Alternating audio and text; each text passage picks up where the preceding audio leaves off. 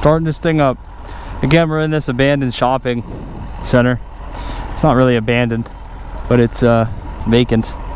Everyone went out of business. No point to come back here. Look at all these parking spots and all this space. Who knows what these guys are doing? This was the movie theater I went to, and oh, Costco's in here now. If they would have known how many teenagers were making out in there, they might not have done it. That used to be Cucina. That was a restaurant. It was a common place to go before you went to the movie theater. That was some sort of copy center, and that was Barnes and Noble right there. Everyone's getting destroyed by Amazon, and people wanting to sit on their couch and watch Netflix. So there you go. Actually, let's go this way. Go this back way. I just remember coming here a lot as a kid, and seeing this place completely vacant is just kind of weird. That is a different, that used to be Trader Joe's right there. So that was like a grocery store for rich white people, or Girk's Ski and Cycle, or maybe it was that one. I'm sorry, it was that one. It was Mango Apps. That was Trader Joe's. That store was Trader Joe's. I don't know what Mango Apps is. I don't know what Purple Trail, I don't know if that was there. And then PetSmart was here. A lot of parking here though, and not a lot of people. Yeah, Trader Joe's is a lot like Whole Foods. I don't understand it myself, but obviously there's people that shop there. I also relate it to Starbucks. I don't understand Starbucks, but obviously people do shop there. I drink coffee, I guess. I drink my own coffee. I make it in the morning, just in a coffee machine, like a $20 coffee machine. And I use one of the pods to just brew, like, basic coffee. But I go to Starbucks and you see lines of like 15 cars waiting to get coffee, and I think to myself, of course I've had Starbucks, and it's pretty. I think the coffee's okay, right? I mean, I don't think it's anything special. I think it's fine. I think it's very overpriced for what it is, and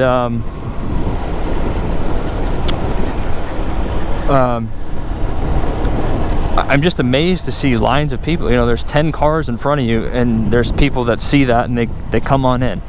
So obviously that tells you they got a great product.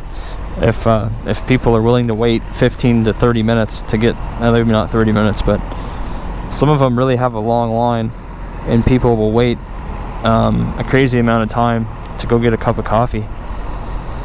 So, and it's like I said, it's at least twice as expensive as most other coffee shops. The only time I really buy coffee is at like McDonald's, and it's like 99 cents. I don't get cookie, crumble, caramel, mocha, frappe, venti.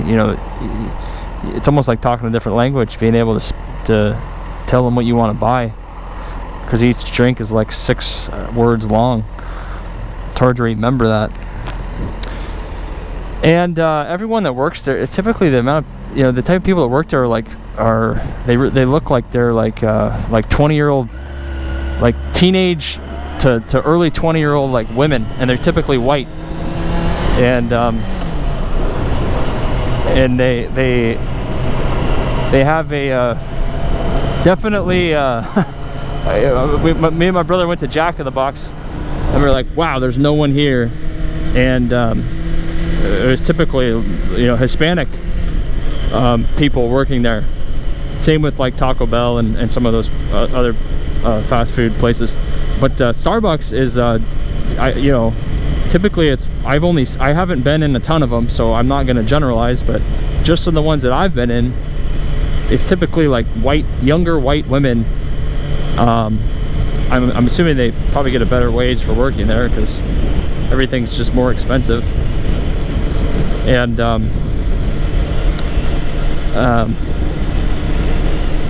they have good customer service, right? They're friendly, and of course they have the environment inside where you can go and hang out and relax, and you know, have Wi-Fi and like do your work. Maybe not anymore because of COVID and people being so scared to be next to each other, but that one just amazes me because behind everything it's just the coffee. It's just coffee, right? You know, obviously they got consistency working. So if you live in Seattle like I do, or close to Seattle, the coffee that you're gonna have in Seattle is gonna be the same in Los Angeles, which is gonna be the same in New York, because you trust the brand. So they have so many locations where you get so used to drinking Starbucks that you don't really want to drink anything else. So you're willing to pay a higher premium to drink Starbucks because you want that consistency and you want something that you know you like already. And so you can pay, you know, $6 for a cup of coffee, where, you know, me myself, I actually really like gas station coffee, the stuff that's in that machine that you just go up and you got like the 4 options: the hot chocolate, the mocha, usually there's one with like an energy shot, and there's one that's like vanilla, fucking French vanilla or something like that, French cream, I don't know. And I actually really like those, and that's typically less than $2 for like a pretty big one. So it's and you don't, I mean, obviously you got to go in there and get it, but you don't have to wait in line. And again, I'm not the target audience for Starbucks, obviously, because I can count on one hand the amount of times I've bought something at Starbucks in 27 years of my life. One hand. So there's that. But yeah, or people, you know, just to segue into our area more, people that buy and maybe this is a topic for a whole nother rant, but there's people that buy a lot of Teslas around here. So Tesla, right? So you know, again, it's obviously, people will look at me and be like, why are you on a motorcycle? You know, well, you know, you go to Asia, it's the everything there is just motorcycles. You know, the majority of people are on motorcycles. In the United States, you know, if it maybe even on a nice day, like typically there's not more than 5% of people that are riding motorcycles, because they just don't, it's, you know, you can't bring anything with you. It's a lot easier to drive a car, you know. So a lot of people just don't own motorcycles. But Tesla, you know, 5 years ago, I barely saw any of them on the road at all. But in the past, you know, few years, they've really been selling a lot of them, especially around here. This area is there's a lot of affluent people here, so a lot of people make a decent amount of money here. But still, you know, the cars are like, I don't think you can get one for less than like 40 grand. And it's probably, if you get the Model S, it's probably double that. But I think most of them are probably like at least 40 grand. Maybe I'm wrong about that, but I don't think I am. I think like just the basic Model 3s, if you're, you know, I think they're around 40 grand, and probably more if you get certain sort of options on them, right? So I simply just wouldn't want to own the car because of the externality issue of having to deal with like charging it at my house and buying a different port, and then having to, you know, oh no, I'm in the middle of Kansas, where am I going to find a quick charge electric station, right? There are over 150,000 gas stations in the United States. So, you know, there's multiple gas stations in typically every city, right? So being able to fuel your car up is never an issue. And I really would have thought that would have been a barrier to a lot of people buying an electric car, is, you know, I think, you know, I like, maybe you like the way the Tesla looks and you like all the technology in it, but I thought a lot of people would have been like, oh, it's not really practical, right? Maybe they're, whoa, these people don't want to ring the thing, they just want to go. Maybe people are proving me wrong, though. Maybe people are proving me wrong because they're buying a lot of them, obviously. So it's expensive. It's it's I can't imagine it's like really cheap to maintain.